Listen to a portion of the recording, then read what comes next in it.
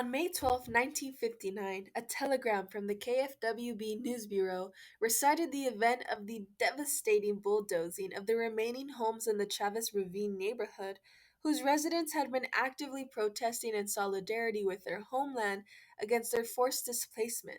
One of the last families, the Arrechiga family, were met with hostility through their physical removal from their property by local law enforcement. As they were being dragged out of their homes held by their hands and feet, they shouted, "Why don't they build the park in Rosalind Wayne's backyard or Mayor Polson's backyard instead of ours?" In today's world, events like Chavez Ravine battle continue to take place but in more legal and discreet ways because they're disguised as urban redevelopment, modernism, and gentrification, along with lighthearted claims of affordability and accessibility by private investors, classist politicians, and corporate powers. Which brings us to a much needed reflection on how a long standing Los Angeles Mexican barrio community with ties to the land since the Treaty of Guadalupe Hidalgo could have been cleared out and replaced for the purpose of a massive ballpark and new home to the Brooklyn Dodgers, after the initial plan was to provide more housing for the overwhelming number of low income and unhoused populations of Chavez Ravine and surrounding areas of Los Angeles of the time. Chavez Ravine was made up of three communities: Palo Verde, La Loma, and Bishop, serving as a home to hundreds of families living in 600 houses for decades.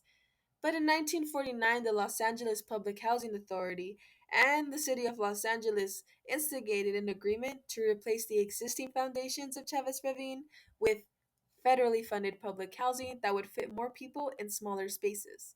This was supported by a report from the Department of Health, who had titled Chavez Ravine as the worst slum in the city of Los Angeles.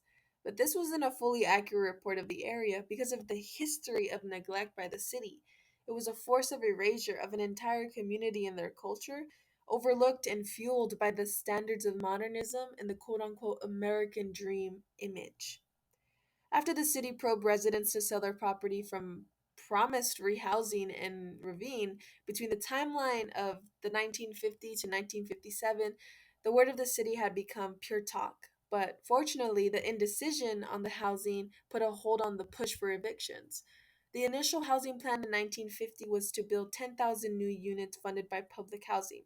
Shortly after, there was a change for larger public housing projects instead called Elysian Park Heights that would accommodate up to 16,000 residents via 13-story buildings.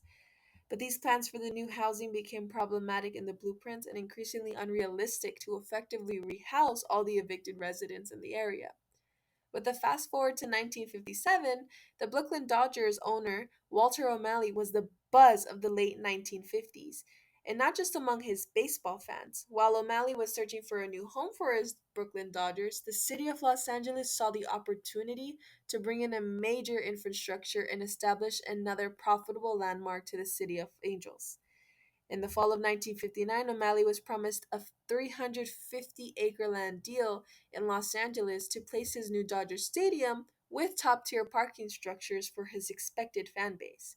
A promise that was not LA's to grant, but inevitably, they were able to obtain the remaining acres of land from the Chavez Ravine residents by force so the city could keep the 350-acre promise, dismissing their previous agreements and promises made to the hundreds of families who now were permanently displaced and homeless. With no way to legally retaliate, Chavez Ravine was erased.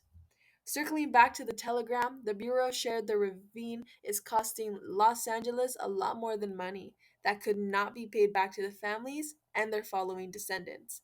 This traumatic event demonstrated how communities that are not middle class, wealthy, white, or elite will continue to be a target of ill communicated and unfair displacement.